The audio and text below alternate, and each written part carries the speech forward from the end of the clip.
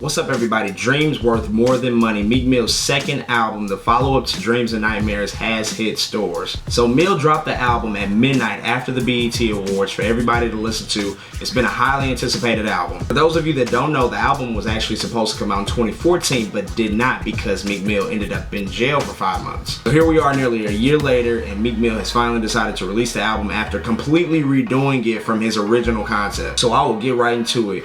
Dreams Worth More Than Money is certainly better than his debut album, Dreams and Nightmares. Through and through, the album has consistently good tracks. There's nothing necessarily great here, but I would say everything is pretty much good. If we start with the intro, Meek Mill is known for his epic intros. The Dreams and Nightmare intro is considered one of the greatest intros to a hip hop album ever. And on this album, he follows that up with Lord Knows, which is sampled by Mozart. It has incredible bass, it booms, it's loud. He delivers some hot lyrics. It's not better than Dreams and Nightmares intro, but I definitely think it's up there in the category. And as you go throughout the album, you'll see there's a lot of features on this album, but that doesn't take away from Meek Mill being the centerpiece of the album. I think the features just only add to the aesthetic of what the album is. On this album, you got Nicki Minaj, Chris Brown, Rick Ross, Swizz Beatz, Diddy, The Weeknd, Future, Drake. You got a lot of features, but I think they all incorporate their own styles and add to Meek Mill's style to deliver a solid product. Some of my favorite tracks, Jump Out the Face with Future. I think that's probably one of the best tracks on the album.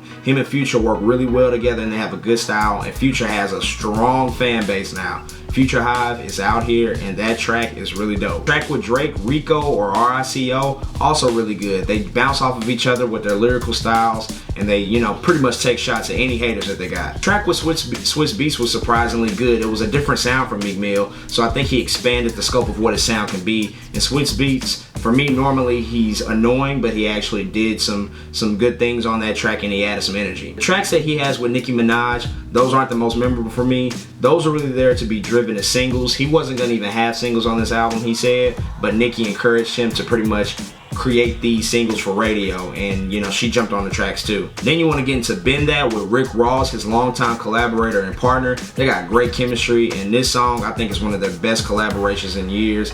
It's high energy, great lyrics, sounds great in the car. Again, they work really well together, so their chemistry is always on point. The last song on the album, Cold Hearted, it has a feature from Diddy.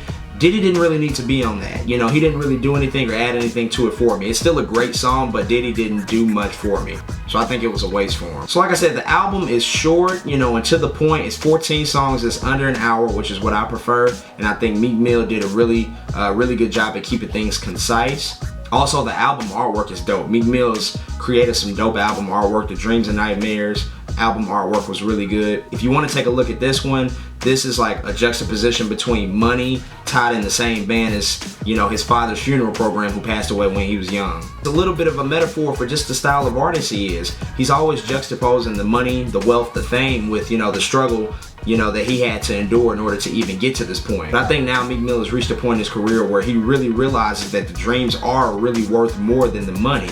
And that's a lot of what he's talking about in his music.